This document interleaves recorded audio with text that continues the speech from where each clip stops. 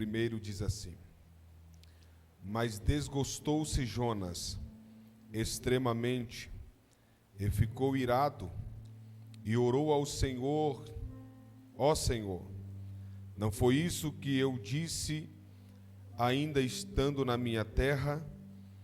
Por isso que me apressei para fugir para Tarse. Eu sabia que és Deus clemente e misericordioso, tardio em irar-se e grande em amor, e que te arrependes do mal.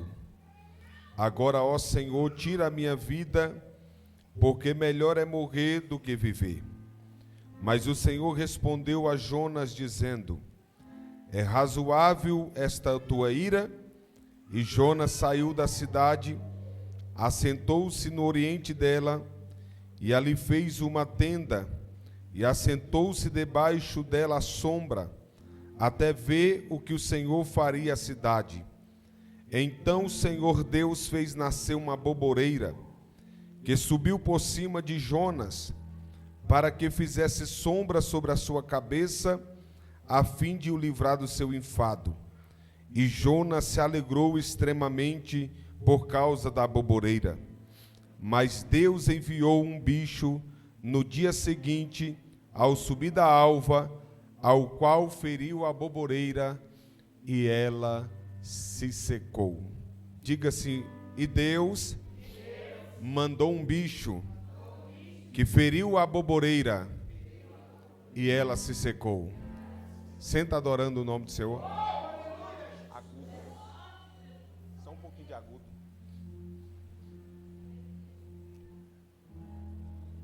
Aleluia. Irmãos, nós estamos nessa noite mediante a uma palavra que eu costumo dizer que liberta, transforma, cura, sara e leva o homem e a mulher ao céu de luz. Quem nunca ouviu falar acerca do profeta Jonas? Toda vez que a gente ouve alguém falar acerca deste profeta, logo a gente se lembra de alguém que está tentando fugir do propósito, fugir da chamada, fugir daquilo que Deus tinha para a sua vida. O capítulo de número 1, o verso de número 1, diz: E veio a palavra do Senhor. Perceba que Deus não envia anjo, não envia querubim, não envia arcanjo, mas Deus mesmo está falando com o profeta. A Bíblia diz que a ordem de Deus é: levanta e vai à grande cidade de Nínive e clama contra ela, pois a mensagem de Deus é entrada no coração deste profeta.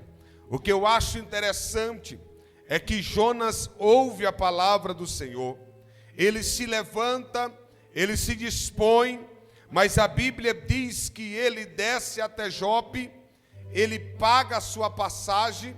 Perceba que para pecar, o profeta já está pagando um alto preço. Aí a Bíblia diz que ele entra dentro de uma embarcação, e a Bíblia categórica dizer que era para fugir da presença de Deus. A pergunta é: quem poderia fugir da presença do Senhor? O salmista Davi disse: se eu subir até o céu, tu estás presente. Se eu descer até o Seol, tu estás também. O dia, a noite, para o Senhor é a mesma coisa.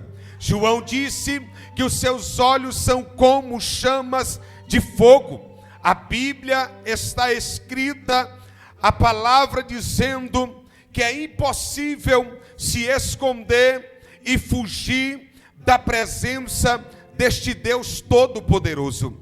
A pergunta é: como Jonas, sendo um profeta, ele vai tentar fugir da presença de Deus? Perceba que ele entra dentro da embarcação, e a direção que ele está indo é para Tarse, quando de repente Deus manda um forte vento. A primeira verdade que eu aprendo aqui nesta noite é: eu não sei o que Deus vai fazer, eu não sei como Deus vai fazer, mas de uma coisa eu tenho certeza: se for preciso mandar vento, Deus vai mandar vento. Se for preciso Deus mandar tempestade, Ele vai mandar tempestade. Se for preciso Deus fechar a porta, Ele vai fechar a porta. Se for preciso Deus abrir até cova, Ele vai abrir a cova. Mas alguém vai ter que voltar para o centro da sua vontade. Eu vim aqui como resposta de Deus para a vida de alguém e dizer que não dá para fugir deste Deus. A pergunta é: por que você insiste de fugir da tua chamada, de fugir de tudo aquilo que Deus tem para fazer da tua vida? Verdade é, Felipe, que às vezes a vontade que dá é se esconder, é fugir de Deus, mas à luz da Bíblia Sagrada eu entendo que Deus sempre vem atrás de mim e de você. Deus não vai abrir mão do escolhido, Deus não vai abrir mão do chamado, Deus não vai abrir mão do ungido. O grandão está na casa e está dizendo: eu vou trazer alguém de volta. Me ajuda a pregar. Olha para alguém que está do teu lado, diga: Deus vai trazer alguém de volta.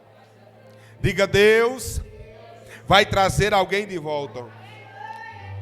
O texto diz que Jonas está fugindo, quando de repente Deus manda um vento, Deus manda um forte vento, Deus manda uma tempestade. E a Bíblia Sagrada diz que no meio daquela tempestade, Jonas desce para o porão e dorme um profundo sono. E à luz desse texto aqui, a pergunta é: como alguém consegue dormir em meio à tempestade? Como é que alguém consegue dormir em meio a um forte vento? Como é que alguém consegue dormir enquanto a tempestade está assolando a embarcação e a embarcação está quase afundando? Sabe que eu entendo que existe pessoas dormindo, porque existe pessoas que estão dormindo, Felipe Brito. O casamento está de cabeça para baixo, ele está dormindo. A casa está de cabeça para baixo, ela está dormindo. Está tudo fora do lugar e ele permanece dormindo. Se eu fosse dar um conselho para alguém aqui nesta noite, eu diria: acorde deste sono, acorde deste sono. O grandão está na casa e está dizendo: eu te levantei dentro da tua casa como coluna. A Bíblia diz que no meio daquela tempestade o profeta estava dormindo. Aí a Bíblia diz que os marinheiros, porque estão em prejuízo, estão perdendo as suas fazendas, a Bíblia diz que eles começam a orar. E quando o profeta dorme, o ímpio está orando. E quando o profeta está sonolento, alguém que não conhece a Deus está dormindo. Aí a Bíblia diz que o capitão daquela embarcação começa a dar uma volta dentro daquele barco. E quando ele dá uma volta no barco, ele encontra Jonas num profundo sono, encontra Jonas naquele porão. Parece que eu vejo aquele marinheiro dando uma chacoalhada de Jonas, porque existem momentos da nossa vida que a gente precisa de uma chacoalhada. Existem momentos, irmão, que Deus precisa nos dar uma chacoalhada. Quem é que não se lembra de Elias? Está debaixo do pé de zimbro, está dormindo. Aí a Bíblia diz que o anjo do Senhor desceu, deu uma chacoalhada no profeta e diz: levanta e come, porque grande será o caminho. Eu vou liberar uma palavra aqui nesta noite. O grandão está na casa e está dizendo: Daniel, eu vou dar uma chacoalhada em alguém, porque tinha alguém dormindo dizendo: eu vou parar, vou desistir de tudo. Mas o grandão está na casa e está dizendo: não é hora de parar, mas é apenas o começo de uma grande história na minha presença.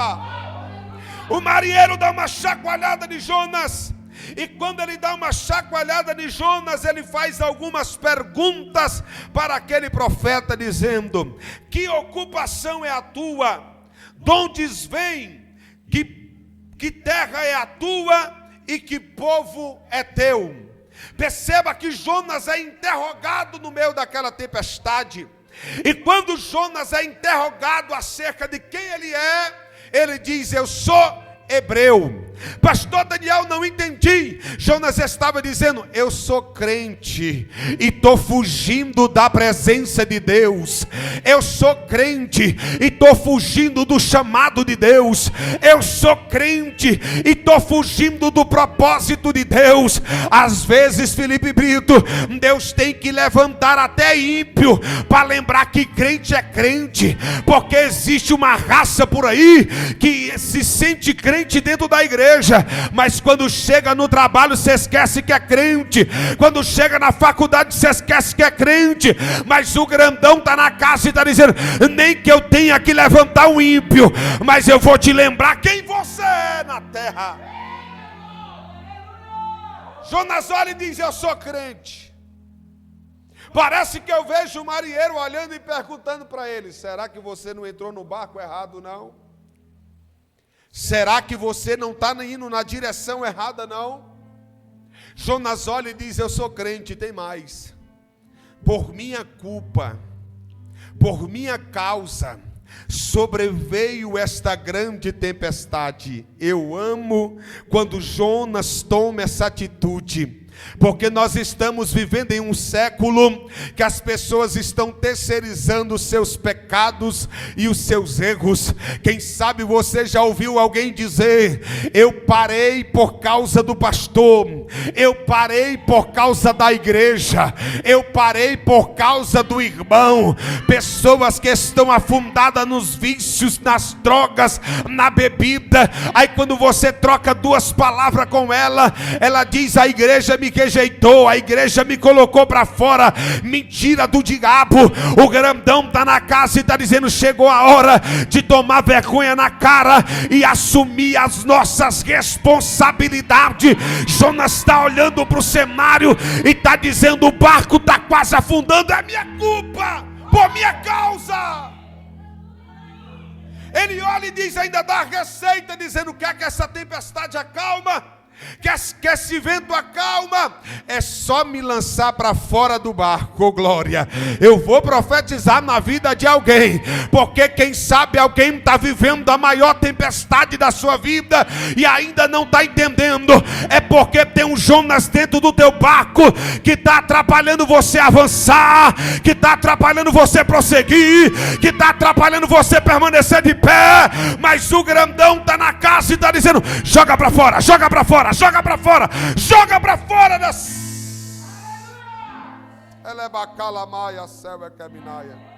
Olha para alguém que está do teu lado, diga para ele: joga para fora, vai. Diga para ele: joga esse Jonas para fora. Jonas olha e diz: é só me lançar para fora. Eles pegam Jonas, lançam para fora. O texto diz que acontece uma bonança. Aí Deus preparou um grande peixe. Alguns estudiosos dizem que o único peixe que caberia um homem dentro seria uma baleia, mas que a baleia, a sua garganta é impossível engolir um homem inteiro.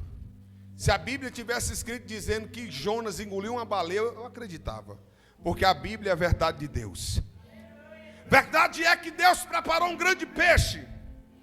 E o texto diz que o grande peixe tragou Jonas e levou para o mais profundo abismo. E dentro daquele abismo, Jonas agora está no fundo do peixe. Perceba que quando Jonas entra em desobediência com Deus, ele entra no declínio espiritual, porque ele está no lugar da chamada. Do lugar da chamada ele desce para Jope. De Jope ele desce para o barco. Do barco ele desce para o porão. Do porão ele desce para o fundo do peixe. E do fundo do peixe ele desce para o fundo do mar. E é nesse cenário aqui que Jonas está correndo risco de vida. Pelo menos duas coisas poderiam matar Jonas. A primeira, o suco gástrico que era liberado na barriga do peixe. consumiria Jonas. O peixe é um animal irracional, mas eu tenho certeza que no primeiro dia, no segundo dia, no terceiro dia, o peixe percebeu que tem algo dentro do seu ventre que não consome, tem algo dentro do seu ventre que não morre. O peixe está navegando para cá, para lá, mas ele percebe que tem algo dentro dele que não morre. A segunda coisa, Felipe Brita, que mataria o profeta seria a falta de oxigênio dentro daquele peixe e no fundo daquele mar. Mas é lá no fundo do mar, na barriga do peixe, que Jonas está orando e dizendo: algas marinhas se enrolaram sobre a minha cabeça. Algas marinhas responsável pelo menos por 80% do oxigênio da face da terra. Sabe o que Deus estava dizendo? Era Deus preparando o profeta no fundo do mar, na barriga do peixe, dizendo: tu não vai morrer, porque eu tenho uma obra para realizar na tua vida. Eu vou profetizar na vida de alguém, irmão. Joga a mão direita para cima. O grandão está na casa e está dizendo: a circunstância da vida está tentando te matar, mas o grandão está na casa e está dizendo: enquanto a minha palavra não se cumprir na tua vida, tu não morre, diz o Senhor dos Exércitos. E é nesse cenário aqui, no fundo do mar, na barriga do peixe, que Jonas se lembra de orar. Jonas começa a orar, e diz a Bíblia: e o peixe vomitou Jonas na praia, ou na beira da praia. Jonas agora vai pegar a embarcação certa, a direção certa, e fazer o que é certo. Se eu fosse perguntar para alguém aqui: quem é que quer que as coisas dê certo na sua vida? Só quem quer. Você não falou, só quem quer que dá certo. Aleluia. Se você quer que dê certo, é só fazer o certo. Jesus está no casamento, Maria olha para os serventes e diz: olha, o segredo é o seguinte, é só fazer o que ele mandar. Porque Maria estava dizendo: eu não faço milagre, mas ele faz. Se vocês fizerem tudo o que ele mandar, esse casamento aqui não vai acabar com vergonha, não vai acabar com desonra, não vai acabar com desordem, porque ele coloca as coisas no lugar. Então quer que dê certo? Faça o certo. Jonas começa a fazer o certo, direção certa, embarcação certa. Nínive tem 120 mil habitantes. Para atravessar a cidade de Nínive, 3 dias caminhando. Jonas começa a pregar de manhã. Antes que o sol declinasse, está todo mundo dizendo mais ou menos assim: só o Deus de Jonas é Deus. Jonas entrega uma mensagem tão poderosa, Felipe, que o rei solta o edito na sua cidade dizendo: eu quero todo mundo de pano de saco, eu quero todo mundo prostrado, aclamado, jejum nesta cidade, e ninguém adora outro Deus a não ser o Deus de Jonas, a não ser o Deus de Jonas. Eu vou profetizar algo aqui. O grandão está na casa e está dizendo: eu vou colocar autoridade na tua vida, eu vou colocar autoridade na tua boca. Alguém vai se converter através da tua vida. Jonas entrega a mensagem. 120 mil habitantes se convertem. A gente fica maravilhado quando alguém prega acerca de Pedro, que na primeira mensagem ganhou quase 3 mil almas para Jesus. A gente fica maravilhado quando alguém diz que na segunda mensagem ele ganhou quase 5 mil almas. E Jonas? 120 mil almas. Era para Jonas descer daquele altar espiritual, irmão, radiante. Quem sabe nessa quinta-feira quem estaria pregando? Jonas. Quem sabe no maior congresso de Brasília, agora no carnaval, Madeb, alguém diria: coloca Jonas no primeiro dia, coloca Jonas no segundo dia, coloca Jonas no terceiro dia, porque Jonas é um pregador espetacular. Jonas, quando prega, o povo se converte, o povo se prostra diante de Deus e diz que só o Senhor é Deus. Jonas é o pregador da vez. As maiores cruzadas do Brasil, alguém diria: coloque Jonas para pregar. Jonas tinha 1001 motivos para descer daquele altar espiritual, sorrindo, alegre. Mas a Bíblia diz que Jonas desceu irado. A Bíblia diz que Jonas desceu com raiva. A Bíblia diz que Jonas desceu bicudo. E é nesse cenário que ele começa a dialogar com Deus, dizendo: eu sabia que tu és um Deus misericordioso. Eu sabia que tu és um Deus de amor. Por isso eu fugi. Sabe por quê? Porque Jonas queria que Deus matasse todos aqueles ninivitas. Eles eram conhecidos como assassinos de profetas. Jonas estava irado porque Jonas era patriota. E Jonas queria que eles fossem mortos. Jonas amava a sua terra. Jonas amava o seu povo. E os ninivitas aqui eram inimigos do seu povo. O que Jonas quer é que eles morram. O que Jonas quer é que eles paguem pelos seus pecados. E se eu fosse dar um conselho para alguém aqui nesta noite, eu diria: tome muito cuidado, para você não querer lançar no inferno quem Deus está querendo levar para o céu. Se eu fosse dar um conselho para alguém aqui, eu diria: tome muito cuidado, para você não condenar aquele que Deus já absolveu. O grandão está na casa e está dizendo: a olaria é minha, a casa é minha, eu levanto quem eu quero, na hora que eu quero, do jeito que eu quero, eu estou no controle de tudo. Jonas está com sede de vingança.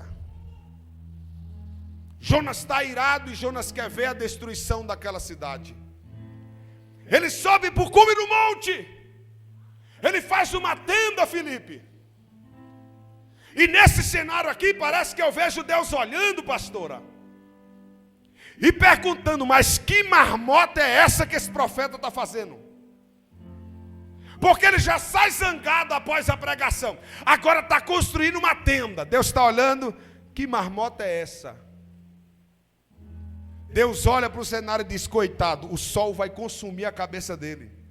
Deixa eu dar uma ajudinha para ele.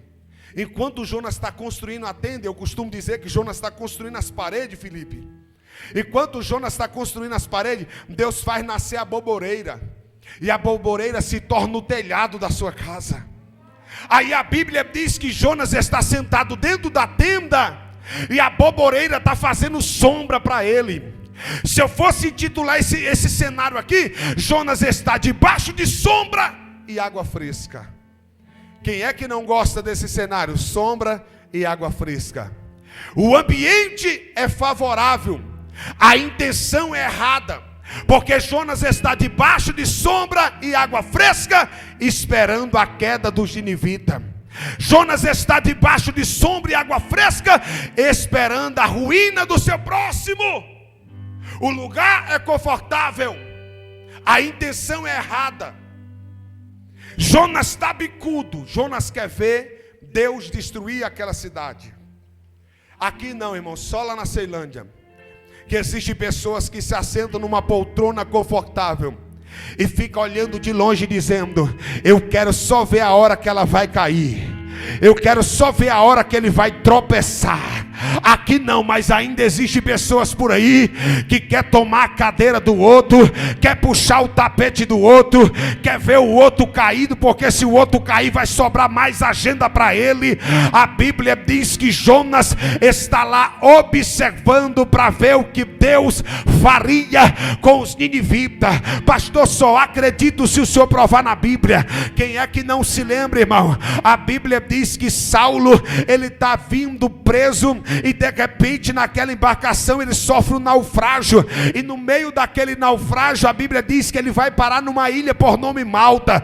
De repente, quando ele chega na ilha, ele percebe que tem uma fogueira, Felipe Brito. Quando ele percebe que tem uma fogueira, a Bíblia diz que Paulo vai buscar uns gravetos. Sabe por quê? Porque Paulo percebeu que a fogueira estava apagando. Existem pessoas por aí que quando percebe que a fogueira da igreja está apagando, é mais fácil mudar de igreja numa igreja que o fogo está pegando melhor. Tem gente que quando percebe que o fogo da igreja está apagando, é mais fácil mudar de igreja. Mas quando eu vejo Paulo aqui, porque Paulo é aquele tipo de crente que diz: ao fogo da minha igreja, se depender de mim, não vai apagar, porque eu ainda tenho força para buscar lenha para colocar no altar. O texto diz que quando Paulo pega um feixe de lenha, dentro daquele feixe tinha uma serpente ou uma víbora escondida. Sabe por quê? Porque cobra, serpente só fica escondida no meio de graveto apagado. Aonde tem graveto apagado tem lugar para cobra, tem lugar para serpente. Mas se eu fosse dar um conselho para alguém, eu diria: aumente a temperatura da tua vida espiritual nessa noite, porque não vai ter lugar. Ele pega os gravetos e lança para dentro do fogo. E quando ele lança para dentro do fogo, a Bíblia diz que a serpente está fugindo do fogo. Sabe por quê? Porque a serpente não tem medo do terno que eu estou usando. A serpente não tem medo da eloquência que eu estou pregando. A serpente não tem medo da tua conta bancária. A serpente não tem medo da casa que tu tem. A serpente não tem medo do curso que você tem. A única coisa que a serpente tem medo é do fogo, do fogo, do fogo, do fogo, do fogo. Ela vai fugindo do fogo. Ela comete a mão de Paulo. Quando ela comete a mão de Paulo, os bárbaros ficam olhando de longe. E eles começam a dizer mais ou menos assim: eu quero ver a hora que ele vai cair, ou eu quero ver a hora que ele vai inchar. Eu vim aqui como boca de Deus. Porque tem, irmão, tem alguém olhando, pastor, e dizendo: eu quero ver a hora que vai cair, eu quero ver a hora que vai inchar. Mas o grandão está na casa e está dizendo: perdeu, Satanás, porque o meu servo, a minha serva nem vai cair e nem vai inchar, mas vai permanecer de pé. Deixa eu ver essa igreja que recebe essa palavra está aqui.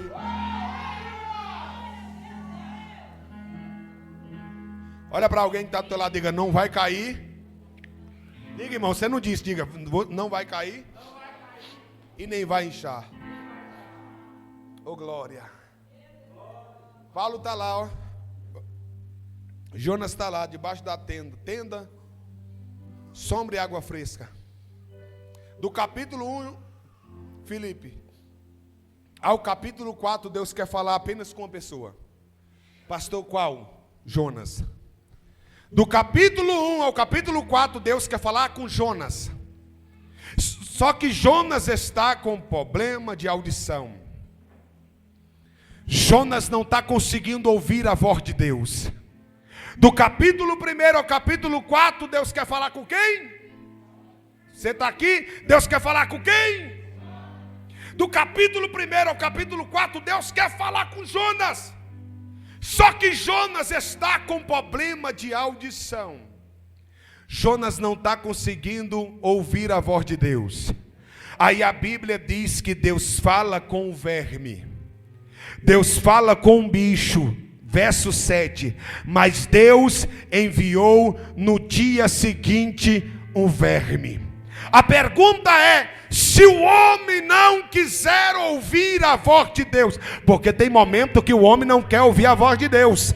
Quem sabe alguém me perguntasse nesta noite: pastor Daniel, e se o homem não quiser ouvir a voz de Deus? Eu vim com a resposta: se o homem não quiser ouvir a voz de Deus, não tem problema, a jumenta de Balaão vai ouvir. A Bíblia diz que a jumenta ouviu e viu o anjo com a espada desembaiada, preparada para matar o profeta. Se o homem não quiser ouvir a voz de Deus, não tem problema, a terra vai ouvir, porque a Bíblia diz que a terra ouviu a voz de Deus, abriu a sua boca e consumiu Corá, Datã e Abirão. Se o homem não quiser ouvir a voz de Deus, não tem problema, os corvos vão ouvir. A Bíblia diz que o corvo ouviu a voz de Deus e trouxe pão e trouxe carne para o profeta. Se o homem não quiser ouvir a voz de Deus, não tem problema, as ursas vão ouvir, porque 40 jovens estavam zombando de Eliseu.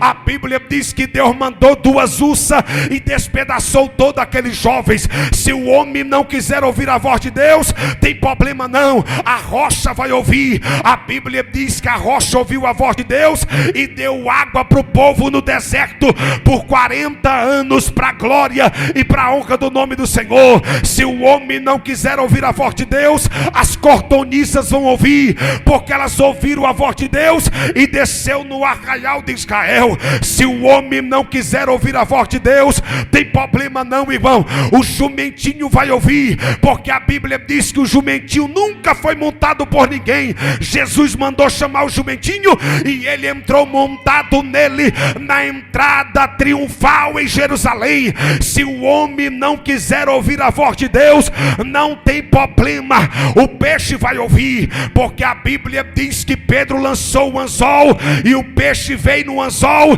e trouxe a moeda para pagar o tributo. Se o homem não quiser ouvir a voz de Deus, não tem problema, até os portões da cadeia vai ouvir, porque a Bíblia diz que os portões ouviram a voz de Deus e se abriram para Pedro sair daquela prisão. Se o homem não quiser ouvir a voz de Deus, não tem problema, até o machado vai ouvir a voz de Deus, porque a Bíblia diz que o profeta lançou o lenho e o machado flutuou e voltou para a mão do moço. Se o homem não quiser ouvir a voz de Deus, tem problema não, até os leões vão ouvir, porque a Bíblia diz que Daniel foi lançado na cova dos leões, mas naquela madrugada inteira, Felipe, os leões tiveram que jejumar. Se o homem não quiser ouvir a voz de Deus, não tem problema, o leão vai ouvir, porque a Bíblia diz que o profeta novo deu ouvido para o profeta velho e Deus mandou um leão para que matasse ele. Se o homem não quiser ouvir a voz de Deus, não tem problema, até o vale de ossos seco vai ouvir, porque o profeta profetizou dizendo: vale de ossos seco, ouvi a palavra do Senhor. Se o homem não quiser ouvir a voz de Deus, não tem problema, Deus vai mandar o grande peixe para tragar a Jonas. Se o homem não quiser ouvir a voz de Deus, Deus vai falar com o verme, Deus vai falar com a terra, Deus vai falar com a natureza, Deus vai falar com o mundo animal. Mas de uma coisa eu tenho certeza: o propósito de Deus vai...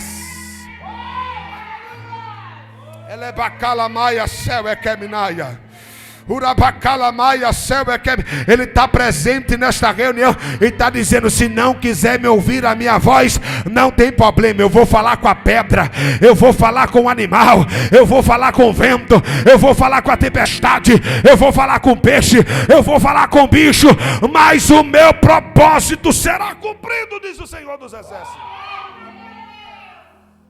Olhe para alguém que está do teu lado e pergunta para ele: quer ouvir Deus não? Tem problema não.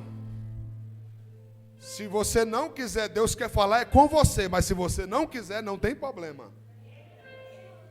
Deus chamou foi você, mas se você não quiser, não tem problema. Deus quer levantar é você, mas se você não quiser, não tem problema. O texto diz que do capítulo 1 ao capítulo 4, Deus quer falar com Jonas. Jonas não escuta, está com problema de audição. Aí Deus fala: ô verme, ô bicho, vai lá na tenda de Jonas e fere a planta. Perceba que enquanto Jonas está olhando para os ninivitas, olhando para a queda do próximo, a Bíblia diz que o bicho estava comendo a tenda dele.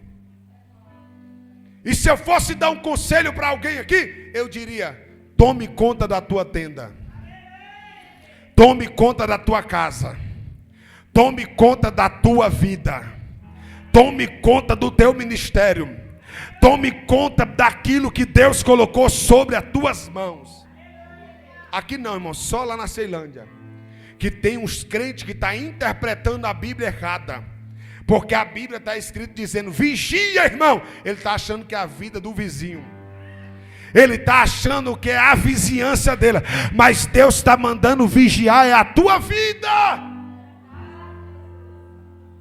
Me ajuda a pregar para os irmãos não ficarem com raiva de mim e achar que só eu que falei isso. Olha para ele e diga: toma conta da tua tenda. Porque você pode estar correndo o risco de estar olhando para a vida do irmão e o bicho ferindo a tua tenda. Comigo não funciona, irmão. Quando alguém chega e diz: tu viu o filho da fulana? Eu digo: o teu está onde? Tu viu o marido da fulana? Eu digo: e o teu marido está fazendo o que uma hora dessa? Ela é bacalamaia, céu é quebinaia. Porque tem gente perdendo tempo com a tenda dos outros. Tem gente perdendo tempo com a vida dos outros. E o grandão está na casa e está dizendo: eu te chamei para cuidar da tua tenda. Eu vim do mundo do crime, Felipe. Desde os 8 anos de idade, irmão, fui morar numa das favelas mais perigosas de Brasília. Não sei se alguém aqui já ouviu falar, Vila Denox, lá no Sobradinho 1. Lugar muito perigoso. E eu cresci naquele ambiente. E quando eu tinha 16 anos de idade, eu morava em um barraco, em uma casa, aonde só morava vagabundo. E ali a gente vendia droga e a casa cheia de arma para tudo que é lado. E minha mãe, serva de Deus. Todo culto ela ia orar pela minha vida, interceder pela minha vida, para que Deus me salvasse. E naquela época, na minha rua, os vizinhos tinham prazer de olhar para ela e dizer: o teu filho vai morrer nas drogas. O teu filho vai morrer no tráfico. O teu filho vai morrer na cadeia. Eles tinham prazer de humilhar minha mãe. Minha mãe muito simples, humilde. Sabia nem ler nem escrever. E eles tinham prazer de zombar dela. O interessante é que o tempo se passou. E aqueles vizinhos que falavam isso, tudo tinha filho de 2 anos, de 5 anos, de 10 anos. Que uma criança de 10 anos não apronta. Está ali, nas asas da mãe. Só que o tempo passou e aquelas crianças cresceram. E eu falo isso não para minha alegria, mas eu me recordo, porque até hoje eu tenho um contato lá, que a maioria daqueles filhos morreram no mundo das drogas, morreram no mundo do crime, foram assassinados da forma que eles desejavam que acontecesse comigo. E quantas vezes eu ia preso, eles iam correndo, irmão, porque para trazer notícia ruim é rápido. É por isso que quando alguém some, alguém fala: fica tranquilo, que notícia ruim corre rápido. E quando eu ia preso, Felipe, eles corriam lá e diziam: não falei, o teu filho foi preso outra vez. Minha mãe, em vez de ficar em casa triste, abatida, cabisbaixo, ela vinha para uma quinta-feira profética como essa. Aqui ela vinha dizer que Deus era grande, que Deus era poderoso, e poderia fazer a obra. Aí era num ambiente de culto como esse, que Deus tomava o profeta, apontava o dedo na cara dela e dizia: irmã Francisca, fica tranquila, minha serva, porque dentro daquele presídio eu estou cobrindo o teu filho com o meu manto, eu estou cobrindo o teu filho com a minha mão, eu estou cobrindo o teu filho no meu esconderijo. Deus olhava para ela e dizia: ninguém toca, ninguém mata, ninguém fere. Pastor Daniel, não entendi. O grandão está na casa e está dizendo: cuide da tua tenda. Enquanto aqueles vizinhos estavam tomando conta da vida da minha mãe, o bicho estava comendo a tenda deles e eles não perceberam.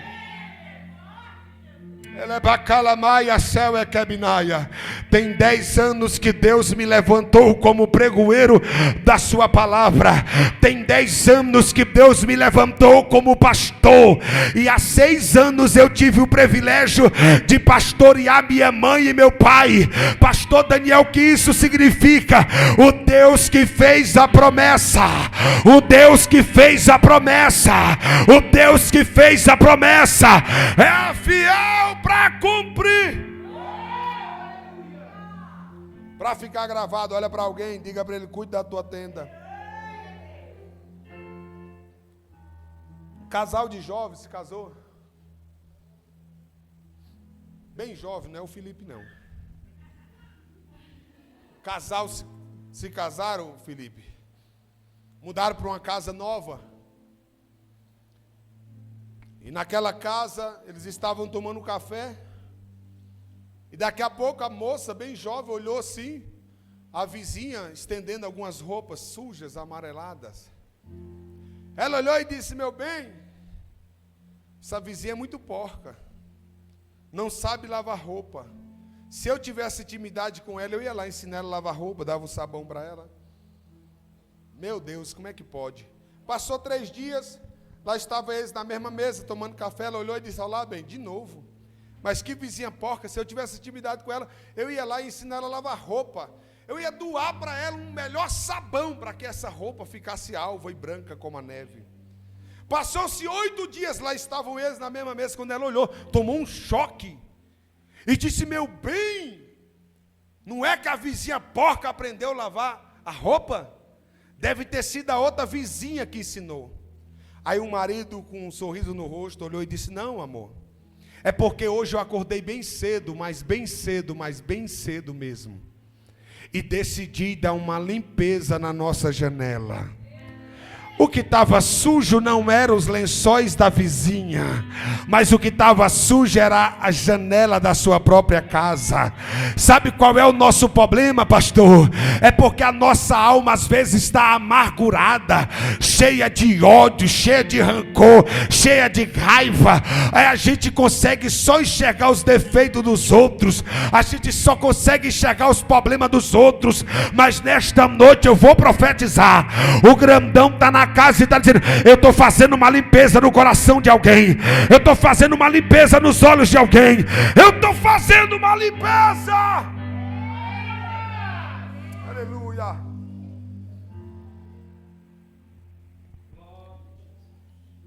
Eu encerro agora. Não faça como Jonas. Jonas estava irado porque Deus não matou os ninivitas. Jonas estava com raiva porque Deus não matou os ninivitas. Deus mandou um bicho e a boboreira se secou. Aí Jonas ficou triste por causa da boboreira. Parece até um povo por aí, né, que tirar uma criança do ventre da mãe pode, agora tocar na planta não pode. Aborto pode, agora tocar numa planta ou num cachorro não pode. Jonas está ressentido, e Deus olha para ele e diz: é razoável esse teu ressentimento, Jonas? Por acaso eu não teria pena, dó, compaixão de um povo que não sabe discernir o que é a mão direita da esquerda? E a Bíblia diz que Deus usou de misericórdia com aquele povo. Se coloque sobre os teus pés. E o conselho de Deus para a tua vida nessa noite é: olhe para a tua tenda. Olhe para a tua vida. Olhe para a tua casa. Irmão, se você cumprir o que Deus está te falando aqui, vai se cumprir o que está escrito nessa palavra. Pastor, o quê? Nenhuma praga chegará na tua tenda. Sabe por que não vai chegar? Porque é a tua tenda que tu vai estar vigiando. É a tua tenda que tu vai estar intercedendo. É a tua tenda que tu vai estar orando. É pela tua tenda, é pela tua casa, é pela tua vida, é pelos teus filhos, é pelo teu marido, é pela tua parentela. O grandão está na casa e está dizendo: eu estou te dando autoridade aqui nesta noite, eu estou te dando poder aqui nesta noite, eu estou te dando graça aqui nesta noite, eu estou te dando unção aqui nesta noite. Enquanto você tiver como coluna forte, torre forte dentro da tua casa, nenhuma praga vai chegar, nenhum bicho vai chegar, nem mortandade que assola o meio-dia, nenhuma praga vai alcançar a tua tenda, diz o Senhor dos Exércitos. Soberano Deus, eterno Pai, diante da tua presença e diante da tua face eu quero apresentar a tua igreja. Eu tenho uma certeza, Pai, que através desta palavra Tem pessoas que vão sair de dentro dessa casa dizendo: eu fui levantado por Deus para vigiar minha casa. Eu fui levantado por Deus para vigiar minha casa. Eu fui levantado por Deus para cuidar da minha família. Eu vou ser levantado por Deus com tanta unção, mas com tanta unção que nenhuma praga vai chegar na minha tenda.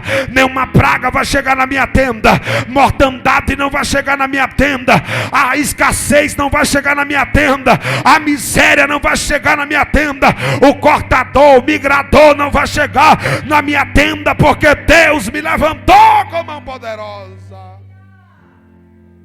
Repita comigo nessa noite, diga: Deus me levantou com mão forte para cuidar da minha tenda. Só quem acredita, irmão, aplauda o nome de Jesus. Glória a Jesus. Irmãos, quem entendeu esta palavra, dá um aleluias. Quem entendeu, dá um glória a Deus. Irmãos, é muito forte, aleluia. O que o Senhor